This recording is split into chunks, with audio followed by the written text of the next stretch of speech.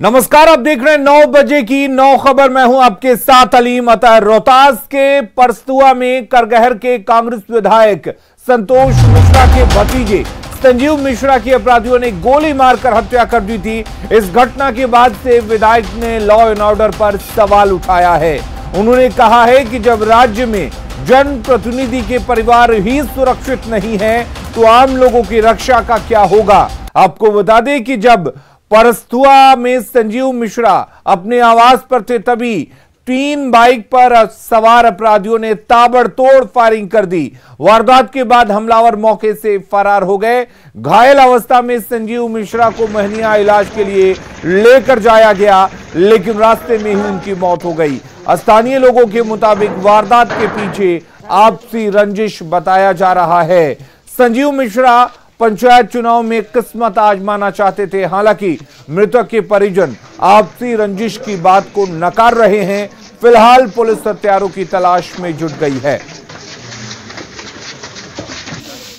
ये जो सत्ता है और ये जो शासन अभी चल रहा है बिहार में, उसमें आम से लेकर खास आदमी तक सुरक्षित नहीं है। जब मेरे परिवार पर ऐसा हमला हो सकता है तो आम लोगों की तो बात ही छोड़ दी जाए। और सीतामढ़ी के बेलसंड मदकौल में हत्यारे के कबूलनामे का वीडियो वायरल हो रहा है। हालांकि न्यूज़ 18 वायरल वीडियो की पुष्टि नहीं करता। मदकौल में युवक ने एक शख्स को मौत के घाट उतार दिया। उसके बाद विकास कुमार हाथ में पिस्टल लेकर हत्या करने की बात को कबूल रहा है। उसने बाकायदा इसका वीडियो बनाया और सोशल मीडिया पर वायरल कर दिया। अपराधी ये भी बता रहा है कि वो किसी और शख्स की हत्या के लिए गया था, लेकिन गलती से मोहम्मद जाहिर की हत्या हो गई। पुलिस ने हत्यारे को पकड़ लिया है। 1 महीना से 2 महीना से थे बकरा के हम पीछे मारने के लिए थे। एक आदमी बोला पंचायती में जाने वाला है, तो वहाँ पर हम पहुँचे तो वहाँ पर देखे तो गोली चलाएं तो धोखा से जाहिर के लग गया। दिवाकरा के न लग के ओकरा लग गया जाहिर के, और धोखा में लग गया। छोड़ेंगे नहीं उसको, आएंगे तो 1 महीना से 2 महीना से थे। सीतामढ़ी जिले में बिगड़ी लॉ एंड ऑर्डर की समस्या पूरे राज्य में चर्चा का विषय बना हुआ है। एक सब इंस्पेक्टर समेत कई लोगों की गोली मारकर हत्या कर देने की घटना विधानसभा से लेकर सत्ता के गलियारे तक गूंज रही है। बिगड़ चुकी कानून व्यवस्था को बेहतर करने के लिए सीतामढ़ी की डीएम एक्शन मोड में है। पिछले 2 दिनों से सीतामढ़ी की डीएम प्रशासनिक अधिकारियों के साथ सड़कों पर दिखाई दे रही हैं। इस दौरान होटलों समेत कई जगहों पर छापेमारी की जा रही है। वाहनों की जांच में कई शराबी भी पकड़े गए हैं। आधी रात को डीएम की कार्रवाई का जायजा लिया संवाददाता राकेश रंजन ने। सीतामढ़ी जिले में लगातार आपराधिक वारदातों के कारण आम लोग दहशत के साए में जीने को मजबूर है। इन दिनों लगातार आपराधिक वारदातें लगातार घट रही है, जिसके कारण सीतामढ़ी जिला प्रशासन के जो विधि व्यवस्था है उसकी चर्चा पूरे बिहार में हो रही है।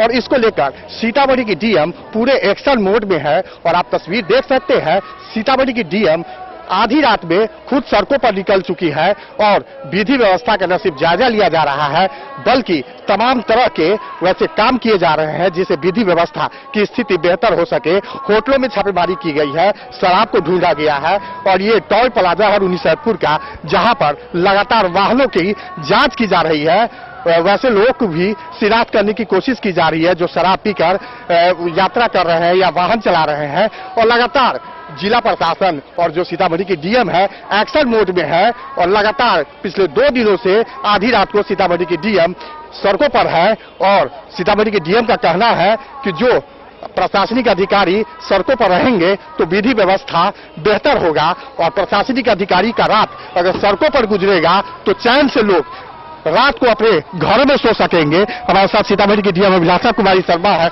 उनसे बात करते हैं। मैम, क्या उद्देश्य है? सीतामढ़ी जिले में पूरे अभियान के रूप में हर जगह व्हीकल चेकिंग और मास चेकिंग भी किया जा रहा है। इसके साथ ही सघन गश्ती की जा रही है।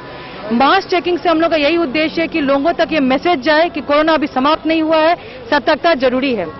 व्हीकल चेकिंग के साथ साथ हम सभी ऐसे ढाबे, ऐसे जगह जहां पे हो सकता है कि कुछ असामाजिक तत्व हो या उस तरह का बसावट हो, उस सबको भी लगातार हम लोग चेक कर रहे हैं।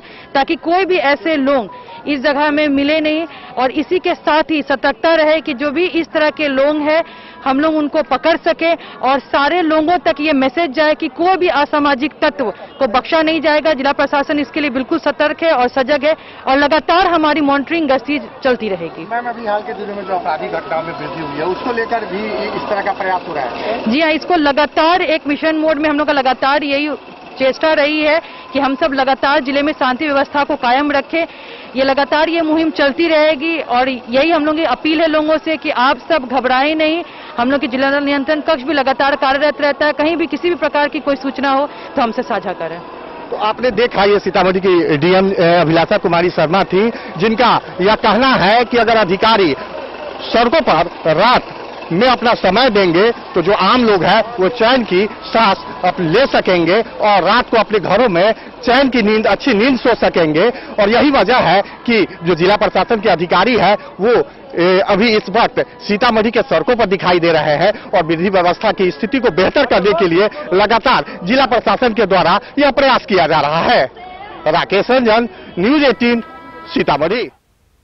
खगड़िया में अपराधी कितने बेखौफ हो गए हैं इसका अंदाजा सामने आए एक सीसीटीवी फुटेज को देखकर लगाया जा सकता है। वीडियो खगड़िया के महेश खूंट बाजार स्थित एक मोबाइल दुकान का है, जहां 2 लाख रुपए रंगदारी नहीं देने पर अपराधी दुकान में दनादन फायरिंग कर रहे हैं। फायरिंग के दौरान मोबाइल दुकानदार ने वहां से भागकर अपनी जान बचाई।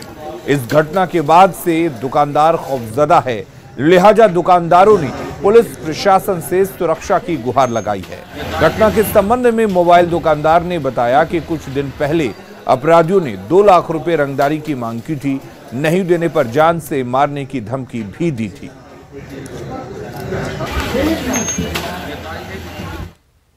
बैठा हुआ था, हाँ। उसी क्रम में आके गोलीबारी करने लगा दुकान के अंदर। हाँ। क्यों कुछ बोला या फिर इससे पहले कुछ बातें आ रही है? वही जो ऑनर है दुकान के वो उसको देने लगे। हाँ।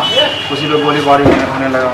हाँ। उसके क्रम में मैं अपनी जान बचा के भागा। इससे पहले भी कई घटना हुई है, जो कि 2019 में भी एक घटना हुई, कुछ हमारे ही बगल में आस पड़ोस में हुई है, ठीक है। उस पर भी इसी तरह का घटना हुआ, इसी तरह का स्टेटमेंटबाजी हुआ, लेकिन कहीं कुछ ऐसा हुआ नहीं प्रशासन के खिलाफ, मतलब प्रशासन के तरफ से। उनको रंगदारी टैक्स चाहिए था जो मैंने नहीं दिया।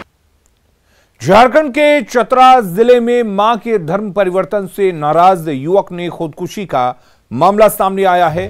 खबर हंतरगंज प्रखंड के कटिया गांव स्थित पन्नाटांड रविदास टोला की है, जहां सूरज कुमार नाम के युवक अपनी मां के ईसाई धर्म अपना लेने के बाद कुएं में कूदकर खुदकुशी कर ली। स्थानीय लोगों के अनुसार कुछ दिन पहले गांव में धर्मांतरण को लेकर क्रिश्चियन धर्म से जुड़े कुछ लोग पहुंचे और गरीब आदिवासियों को प्रलोभन देकर ईसाई धर्म अपनाने के लिए प्रेरित किया, जिसके बाद सूरज की मां के समेत दर्जन भर लोगों ने ईसाई धर्म को कबूल कर लिया। सूरज ने सभी से हिंदू धर्म में ही रहने की अपील की, लेकिन मां और दूसरे लोग नहीं माने, जिसे लेकर सूरज डिप्रेशन में चला गया था और कुएं में कूदकर अपनी जान दे दी। हद तो तब हो गई जब मौत के बाद सूरज को प्रेयर के जरिए जिंदा करने का ड्रामा चलता रहा। इधर मौके पर पहुंची पुलिस ने शव को कब्जे में लेकर पोस्टमार्टम के लिए सदर अस्पताल भेज दिया और जांच के बाद दोषियों के खिलाफ सख्त कार्रवाई का आश्वासन दिया। भी और ईसाई मिशनरी का सत्संग चलता था। ये जो बेटा है सूरज, वो अपने घर में और मिशनरी के सत्संग का लगातार विरोध कर रहा था और उसको पता चला कि ये धर्मांतरण का मामला है, मेरी माँ और मेरे घर के लोग दूसरे मजहब से जुड़ रहे हैं, तो वो और अधिक विरोध करना शुरू किया। उसकी माँ इस बात को मानने के लिए तैयार नहीं थी, क्योंकि उसकी माँ के ऊपर पादरी और जितने भी ओल्ड टाइमर हैं ईसाई मिशनरी के, उनका लगातार दबाव था। सूचना मिली जो मिशनरी आकर बाइबिल पढ़ के अपना उसको जिंदा करने के लिए घर वाले वैसा अपना किए। सूचना पर यही जो मृतक के बाद घर वाला जिंदा करने के लिए, लेकिन जिसकी मृत्यु हो गई कहाँ से जिंदा, जिसकी मृत्यु हो गई कहाँ से जिंदा। खाली सत्संग में भाले रहल जो लेकिन हम प्रचार हम वही बात किया सत्संग में ना हम केकरो ने जुड़ैलियो है और केकरो प्रचार के लिए कि ज्यादा सत्संग में हम केकरो अभी तक किसी के एक व्यक्ति के भी नहीं जुड़ैलियो। और पूरे मामले पर न्यूज 18 सवाल उठा रहा है कि आखिर धर्म प्रचार के साथ धर्म परिवर्तन का दबाव क्यों बनाया जा रहा है। ईसाई मिशनरियों के कदम पर आखिर कब रोक लगेगी।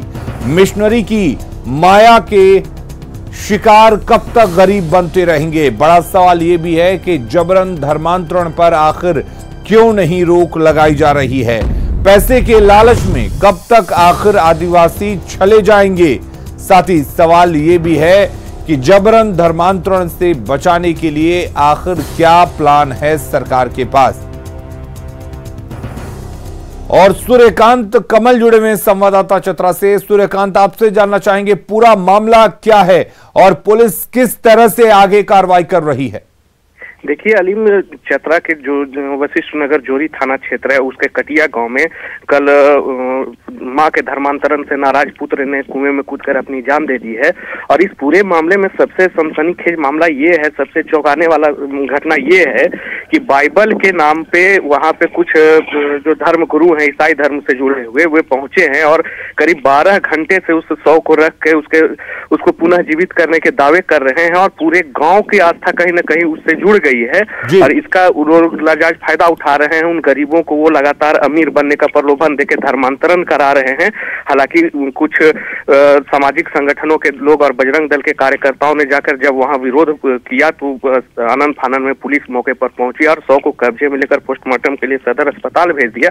लेकिन सबसे बड़ा सवाल ये उठता है कि आखिर गरीबी को मिटाने के नाम पर कब तक गरीबों को प्रलोभन दिया जाएगा ईसाई मिशनरी के द्वारा और उनके द्वारा। लेकिन सूर्यकांत, सवाल ये भी है कि अगर मिशनरी गांव में जाते हैं, धर्म प्रचार करते हैं, सत्संग करते हैं, दबाव बनाया जाता है ग्रामीणों पर कि वो ईसाई धर्म को कबूल करें, उन्हें प्रलोभन दिया जाता है और इसकी खबर आखिर कैसे प्रशासन को नहीं लगती है।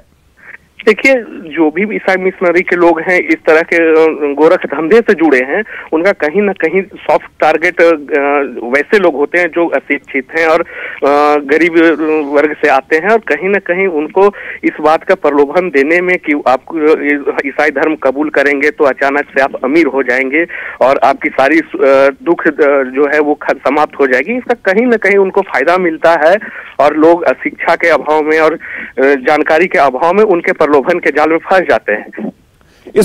इसको रोकने के लिए क्या प्रशासन की तरफ से कोई कदम उठाया जाना है या इस पर लगता है कि इस मामले के सामने आने के बाद से इन मिशनरियों पर, ऐसे पादरियों पर, ऐसे लोगों पर जो धर्म प्रचार के नाम पर प्रलोभन देते हैं, दबाव बनाते हैं, उन पर कठोर कार्रवाई होगी?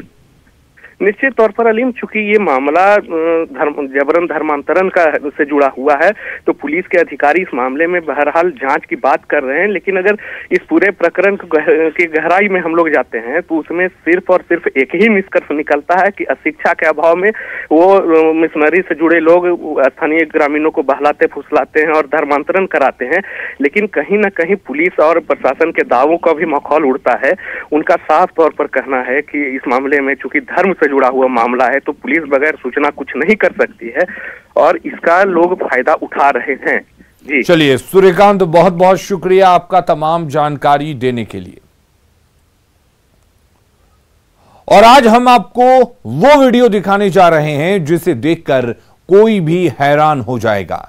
11 सेकंड के उस वीडियो में मौत का वो खौफनाक मंजर दिखा जो दिल दहला देने वाला है। मर्डर मुंबई में हुआ है लेकिन मातम झारखंड में है। मौत का ये खौफनाक वीडियो आपको डरा देगा। महज 11 सेकंड में यूसुफ शेख को मौत के घाट उतार दिया गया। देखिए कैसे यूसुफ के साथ मौत भी चल रही है। 11 सेकंड के इस वीडियो का एक एक फ्रेम देखिए। कैसे कातिल बरकत शेख यूसुफ के साथ चल रहा है। अचानक से बरकत अपने कमर से चाकू निकालता है और फिर जो होता है वो खौफनाक है, डरावना है। कातिल बरकत पर खून सवार है और चाकू से लगातार यूसुफ पर हमला बोल रहा है। 11 सेकंड में कातिल बरकत 9 बार यूसुफ के बदन में चाकू घोंपता है। सबसे पहले पेट में, दोबारा भी पेट में ही। तीसरी बार यूसुफ गिरने लगता है तो उसके पीठ पर चाकू मारता है और फिर तो एक के बाद एक हमले से यूसुफ ढेर हो जाता है। सबसे हैरान करने वाली बात यह है कि इस दौरान लोग वहां से गुजर रहे हैं लेकिन किसी को कोई फर्क नहीं पड़ता। वारदात मुंबई की है जो सीसीटीवी में कैद हो चुकी है। मृतक साहिबगंज के राधानगर थाना के अमानत दियारा इलाके का है। आरोपी भी अमानत दियारा का ही है। पुलिस ने आरोपी बरकत को गिरफ्तार कर लिया है। न्यूज़ 18 के लिए साहिबगंज से निशांत कुमार की रिपोर्ट। खबरें लगातार जारी है, जल्द लौटते हैं।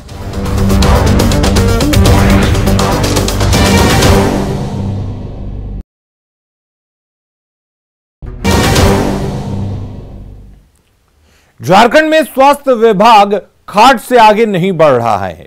एम्बुलेंस मुहैया कराने के नाम पर करोड़ों रुपए खर्च किए जाते हैं, लेकिन जो जरूरतमंद हैं उन तक इसका लाभ नहीं पहुंच पाता है। हेल्थ सिस्टम की बदहाली की ताजा तस्वीर गिरिडीह से आई है, जहां एम्बुलेंस के अभाव में गर्भवती महिला को खाट पर लादकर परिजन अस्पताल की ओर चल पड़े। गंभीर स्थिति में महिला ने रास्ते में ही खाट पर बच्चे को जन्म दिया, लेकिन नवजात की मौत हो गई। वहीं परिजन किसी तरह उसे लादकर तीसरी सीएचसी पहुंचे, लेकिन वहां भी डॉक्टर मौजूद नहीं थे, जिससे सही समय पर इलाज नहीं मिलने से महिला की भी मौत हो गई। आपको बता दें कि मृतक का नाम सूजी मरांडी था, जो लक्ष्मी बथान गांव की निवासी थी। गांव में जाने के लिए आज तक सड़क नहीं बन सकी है। ऐसे में लोग पगडंडी के सहारे आना जाना करते हैं।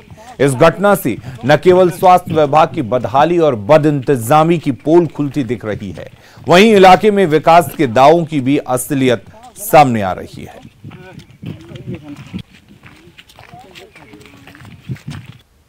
तो मानो जैसे कि बचा नहीं हुआ तो मानो बचा लेने के मन करते चल डॉक्टर गड़िया सुना तो कैसे लगे टांग के मजदूरी भी नहीं हलो। हम अकेले हालिए तो मैंने फिर खोज खा के जिंदा यही रास्ता में आकर के तारा बाबा से ये मना रास्ता में बचा हो लो जिंदा यहाँ आते मना जैसे कि वो छटपटी लगा तब। महिला डेट कहाँ अस्पताल में की क्या? डेट पर की है। डेट तो यही डेट तो यही। आज हमारी ये जिला में बैठक थी, जिसके कारण से मैं जिला में गया हुआ था और यहाँ पे अस्पताल में डॉक्टर काजिम खान की ड्यूटी थी। और इस चीज़ के लिए मैं कहूँगा कि हाँ, दुर्भाग्यवश उस समय वो अस्पताल में नहीं थे और उसी के तुरंत बाद मैं भी यहाँ आ गया। और अभी मैंने जब देखा तो मरीज का देहांत हो चुका था और डॉक्टर काजिम खान से फ़ोन से कांटेक्ट करने की कोशिश की जा रही है, लेकिन वो फ़ोन नहीं उठा रहे। सिवान में पुलिस सप्ताह कार्यक्रम के तहत क्रिकेट, वॉलीबॉल और चित्रकला प्रतियोगिता का आयोजन किया गया। इस दौरान एसपी शिक्षक की भूमिका में नजर आए। जीरा देवी के छज्जू सिंह इंटर कॉलेज में उन्होंने छात्र छात्राओं को सफलता के मंत्र दिए।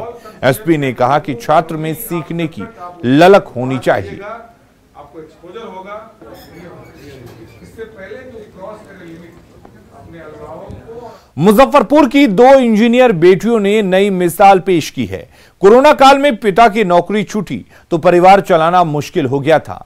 तब इन दोनों बहनों ने मशरूम की खेती शुरू की। इस दौरान उन्हें गांव वालों के ताने सुनने पड़े, लेकिन उसकी परवाह किए बिना परिवार के साथ मिलकर मशरूम की खेती को आगे बढ़ाया। आज ये मशरूम के साथ साथ उससे बने कई उत्पाद बना रही हैं, जिसमें मशरूम की टॉफी, बूंदी, मिक्सचर और बिस्किट शामिल हैं।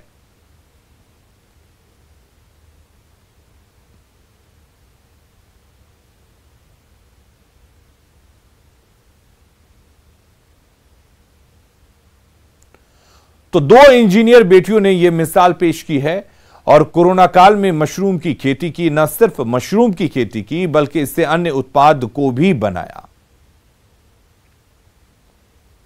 हमने आपको हमारे खास कार्यक्रम बायजूस यंग जीनियस में मिलवाया अंडर 15 टेबल टेनिस चैंपियन सुहाना सैनी से।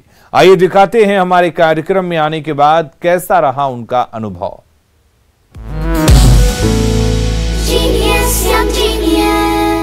हमारे देश में टैलेंट की कोई कमी नहीं है और कुछ ऐसे टैलेंट हैं जिनको देखकर हम और आप स्तब्ध रह जाएंगे। बायजूस यंग जीनियस के सफर में हम मिले रोहतक हरियाणा से सुहाना से, चलिए उनसे पूछते हैं कि यंग जीनियस में शरीक होकर उन्हें कैसा लगा। सुहाना नमस्ते। हाय नमस्ते। अब तो आप और ज्यादा बड़ी स्टार हो गई होंगी। हाँ, काइंड ऑफ कह सकते हैं। मतलब मैं इतनी फेमस हो गई, not because of table tennis but when I told my friends about the show and family members, तो उन्होंने अपने फ्रेंड्स को बताया और मेरे फ्रेंड्स ने उनके फ्रेंड्स को बताया, तो अभी मतलब थोड़ा ज्यादा फेमस हो गई। अगर मैं आपसे पूछूं कि आपके लिए पर्सनली मोस्ट फेवरेट मोमेंट क्या था, तो आप मुझे क्या बताएंगे? When I talk to PV Sindhu, that was the best. मतलब उन्होंने जो मुझे सिखाया, I will remember it and I try to work more harder. Great, all the very best Suhana, ऐसे ही लगे रहो। Thank you.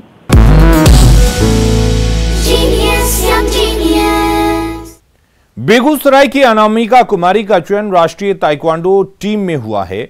वहीं राज्य सरकार ने अनामिका का नाम खेल सम्मान के लिए भेजा है, जिससे परिजनों के साथ गांव वालों में खुशी है। लरवाड़ा की रहने वाली अनामिका ने 2015 में जिला स्तरीय टूर्नामेंट में कांस्य पदक जीता था, जिसके बाद उसका चयन राज्य स्तरीय टूर्नामेंट में हुआ था। तब राज्य स्तरीय प्रतियोगिता में उसे निराशा हाथ लगी थी, लेकिन 2019 में अनामिका ने राज्य स्तरीय प्रतियोगिता में परचम लहराया और पदक जीता। अब उसका चयन राष्ट्रीय टीम में हुआ है, जिसके बाद अनामिका को बधाई देने वालों का तांता लगा हुआ है।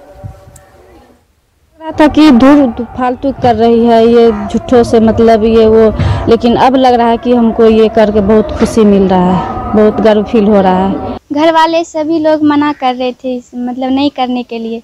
मम्मी तो पहले से ही बोल रही थी जाने के लिए, पापा उतना मतलब ये इसमें नहीं बोल रहे थे जाने के लिए। हम लोग पहले छिप के जाते थे घर से, कि कोई मत जाने नहीं देते थे घर में। अगर कराटे करके आते थे तो सभी लोग बोलते थे क्यों जाती है करने। ये 2019 में ही राष्ट्रीय school games federation of India Jabalpur में जो टूर्नामेंट हुआ था 2019 दिसंबर में ही, वहाँ पे कराटे के इस अंडर 14 में 46 किलो कैटेगरी में इसको कांस्य उसमें पदक मिला था। और उसके लिए जो हम लोगों को सूचना मिली है, उनका बिहार राज्य खेल सम्मान में भी उनका चयन हुआ, मीडिया के माध्यम से जानकारी प्राप्त हुई है। तो मैं इसके लिए बहुत बहुत बधाई देता हूँ अनामिका को, और उम्मीद करता हूँ कि इसी तरीके से अपना करियर में आगे बढ़। खबरें लगातार जारी रहेंगी, बने रहिए न्यूज़ 18 बिहार झारखंड के साथ।